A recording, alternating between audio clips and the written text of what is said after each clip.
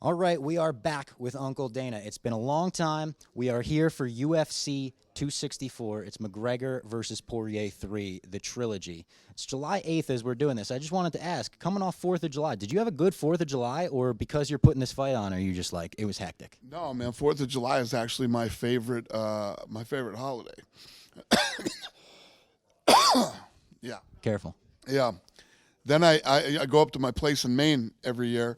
I go up there this year, and the weather sucked the whole time. It rained, and it was freezing cold. And, put a damper on it, but it was still good.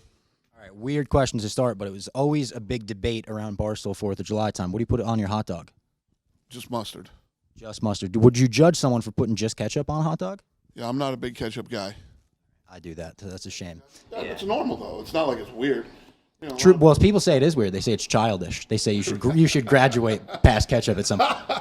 That's pretty funny. No, I don't think it's weird. I think there's weirder shit that you could put on your hot dog than ketchup. All right. What did you make of that presser we just saw? It was intense. I think we expected it to be more intense than last time. And I saw you the entire time. We're giving both fighters the side eye. Did you even pay attention to what they were saying, or were you just focusing on keeping them apart? I didn't hear anything. The thing that freaked me out the most was Connor ripped the top off his thing, and I know he was going to throw that hot sauce on him. You know what I mean? I'm like, if he's going to do that as soon as the press conference opens, where's this thing going? So, yeah, I just wanted to make sure none of that stuff happened. Would have been bad hot sauce in the eye as a foreign object only pro wrestling could imagine. How do or die do you think this fight is for Connor? Because as a Connor fan, been posting about it for weeks, months now in the lead up, and people keep telling me, if Connor loses this, he's got to retire. If Connor loses this, he's never the same fighter again. I disagree with that statement, that sentiment. I feel like if Connor loses, he's still one of the biggest draws, and it's Poirier, so he's one of the best fighters in the world. Number one guy in the world. I love when people say, who's going to fight after this? Or if he loses this fight, should he retire? You can't make those kind of decisions till you see the fight. I mean, it would depend on how he lost the fight. There's just so many different factors. To throw that stuff out there is silly before the fight happens. I agree with that. And we obviously have a homecoming of sorts in Las Vegas this weekend. You guys haven't packed the T-Mobile Arena like this in how long? It's been, over a year, almost 2 years. Do you take more pride in this event than, say, like the Masvidal card was amazing in Florida, right? But this is like we're coming back to Vegas. I take more pride in the events that happened through COVID. Not even close. It's not even close. We've sold this place out before. We've done things. It's good to be back. It's good to be back in Vegas and for Vegas to be running normal again. But as far as taking pride in events, every single event that we did through COVID, I take way more pride in than this. And where did 2020 stack up compared to other years in terms of UFC growth? Because I get it constantly. I'm talking every day. Someone will tell me I got into the UFC during the pandemic. It was huge. I mean, we actually have those numbers. I could have Lene get you the numbers on the growth that we had as far as viewers, social media, fans. I mean, all that stuff. Massive. One of the biggest years in the UFC's history, I would assume. The biggest year in UFC history. 100%. Wow. Financially and as far as growth. That's amazing. I'm happy to hear it as the MMA guy, obviously. You mentioned that at this fight, we're going to see more celebrities cage side than we've ever seen at a UFC fight. What are some of those names that we'll see? Yeah, you're going to see Machine Gun Kelly's there with Megan Fox. You got Travis Barker with the Kardashian girl. You got Trump will be there. Bob Kraft. OBJ. Bieber, Jared Leto, David Spade. I mean, the list goes on and on and on. Unreal. You got to be looking forward to that. Is that chaotic when a bunch of celebrities come and want to meet Dana White the night of the fight? No, it's never chaotic. It's all part of fight night. This one will probably be crazier than anyone we've ever had. That's why my room, this is my room. Is this your room? I was wondering what this would be used for on fight night. This is my room. It's usually that big. That half over there, that's it. We had to expand it for this event. That's hilarious. All right, I've got some fan questions now that are sort of about random subjects, and maybe not just UFC 264. I know you're getting a lot of questions about the heavyweight division and the interim title fight. I just want to ask, where does Stipe Miocic come into that entire picture? Was he offered a fight this summer, and you went ahead without him if he turned it down? Where does he come into play? Well, right now, the fight that needs to have, first you got Derek Lewis, right? He's the guy who beat Francis Ngannou. You got Cyril Gane, undefeated, up-and-coming heavyweight who's never fought Francis Ngannou. Comes out of the same camp where he started. They're the two best heavyweights in the world right now. Stipe, just fought. So you got number 2 versus number 3. Doesn't get any better than that. You put that fight on, the winner of that fight fights is Francis Ngannou, and the winner of that fight probably fights Stipe. Or John Jones if he comes back. I don't know. True, that would be a great fight if we could see that one as well. Next one, do we have an update on when Usman versus Covington could take place? No. I mean, we want to do that fight in the fall sometime, so we're working on it. Speaking of the fall, we know that Madison Square Garden is always a big marquee November show. Are you looking to do that this year?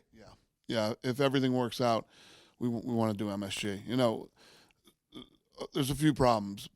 Places that are opening up and places that are just getting opened up are backed up on, there's concerts and all these arena zone teams that are, playing. So if we can get the right date for us and everything goes well with COVID in the winter, then we'll be there.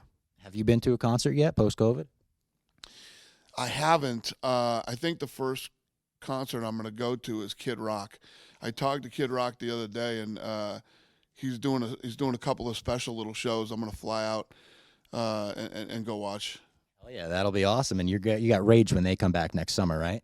I'm doing 2 Rage Against the Machine shows. I'm going to do whatever one is closest and fastest to get there, and then I'll do like a big. I might do. They're ending 3 nights or 4 nights at MSG. So if I don't do, because I'll probably end up doing something like Arizona and Boston. I'd like to do Boston, but if I don't, I'll do the MSG ones.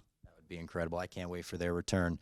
Do we have any update on Allegiant Stadium? I saw you were with Mark Davis last night. Is that true? Yeah, but we were just hanging out. Just hanging with the boys. Yeah, it had nothing to do with. We were just hanging out. It had nothing to do with talking about fights or anything like that. All right, and the Contender Series. I'm a big fan of the Contender Series. Do we got it coming back soon? Yep, Contender Series will be back soon. I'm looking forward to it too. We got this good. Have you been watching The Ultimate Fighter? Yes. I think it's good. I think Brian Ortega and Alexander Volkanovski were very good choices as fighters because you could tell quickly they were going to, we're going to play it. We're not going to have the rivalry. And then it snapped like that. And it was like, all right, this is The Ultimate Fighter again. It always does. It doesn't matter. You put people in those situations and they all act the same. It's crazy. Did you like filming that again? Like being a part of the whole process and just getting back into the swing of things? Yeah. And obviously, for it to be right there at the apex, it's incredible. Because it used to be quite a ways away from the office, so I used to have to drive over there. And now, it's 118 degrees out today. And we used to be in a warehouse that the AC would never be able to keep up with this kind of heat anyway, and we had to turn it off when we filmed. Yeah, it was that place was a fucking sweatshop. That's like if you came up through the old Ultimate Fighter, man, you get extra kudos for that. Last time I was here, you were like, you got to get some sun. You got to get some sun. Get out of your mom's basement. You bring me here, it's 118 degrees. I don't want to get any sun. Stay out. Yeah, I am staying out of the sun. All right, this is a strange question, really out of the box, but it came from a fan. If Dana White were to get a go-to sandwich, Dana White walks into deli, what is your go-to sandwich? All right. Well, it depends on the place and what they're good at. But I love an Italian. If they make a good Italian, I love the Italian. I like if they got good meatball sandwiches. I like meatball. But my go-to is just the plain turkey and cheese. Turkey and cheese? What kind of cheese? American, white American. Jeez, I love that. Do we have an update on Khamzat or Zabit? These are 2 fighters that are having health issues and are up in the air. Do you have any update on them? We're looking at Khamzat in October. And what are we doing with Zabit, Hunter? Off the top? There you go. Health issue for Zabit. And finally, I want to talk about Howlerhead. So we see you posting about Howlerhead all the time. When did you become involved in Howlerhead? When did this become a thing? Is it a passion of yours? Like, talk to me about Howlerhead. Yeah. During the pandemic, I started to during the pandemic, I started drinking more than I normally do, and I got turned on to this. And so this existed before you jumped into it. Yeah. I wasn't involved at all. There's a longer story to this that involves The Rock, and I know you want to hear it, but I don't feel like telling it. Did you see how much money he was making on the Terramana and Connor making on the Proper 12? You're like, I'm going to get my own fucking whiskey. That's awesome. Something like that. So what happened was me and him were at dinner one night. You and The Rock, casual, you and Dwayne? Yeah, we were in New York at dinner. And, Proper 12 was just getting started. It wasn't out yet. I said, hey, let me get in this thing. Let me be a partner with you in this thing, and I'll promote the shit out of it. And he says, yeah, done. You're in. So we hang out. We had fun that night. He calls me a couple nights later. He says, I'm so embarrassed right now. I don't have any more, I can't get you involved in this thing. I said, no, it's all good, brother. No problem, whatever. So his agent calls me a couple days later and says, you're not going to believe this, but, these guys just called me and, they're looking to partner up with somebody. So they sent me all this liquor to try, So during the pandemic, when we didn't really have much of a pandemic. I think the UFC was shut down for was it 5 weeks, 6 weeks? So during that 6 to 8 week time, I was having pool parties at my house and, we were having fun. We were having a good time. And so I'm going through all this liquor, and I end up falling in love with Howlerhead. And I ended up connecting with the guys. We liked each other, and we did a deal. So you're all in now. Howlerhead, Dana White, people tweet it. They're drinking it during the fights. You're going to make that Terramana Proper 12 money with it, hopefully. You know what? It's not even about that for me. Is it the logo? The logo is so sick. Isn't it awesome? I love it. I would, this isn't something that I'm looking to sell or do anything like that with. I would just keep this for the rest of my life. And just have a part I'm in forever. I'm not looking to sell or, a lot of these guys get into this thing, they do it for a few years, build it up, and then sell it off. My kids, maybe someday sell it or whatever, but I'm not interested in that.